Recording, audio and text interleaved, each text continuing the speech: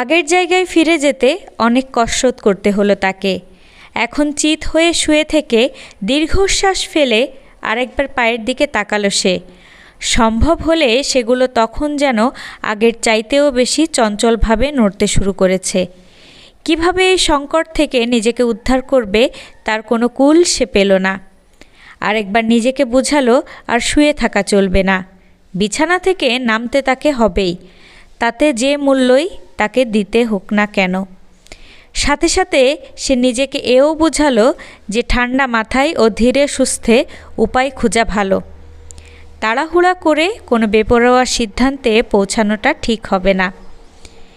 এরকম সময়ে জানালা দিয়ে বাইরে তাকানো তার স্বভাব, কিন্তু এখন বাইরের সরু রাস্তাটার উপর কুয়াশার আবরণ। সেখানে এমন কিছুই নেই যা দেখে মনকে উৎফুল্ল করা যায়। এর মধ্যে 7টা বেজে গেল, আবার ঘড়ি বেজে উঠল, বলল সে নিজেকে। সকাল 7টা, অথচ এখনও এরকম কুয়াশা। কিছু সময় চুপচাপ শুয়ে থাকলো সে।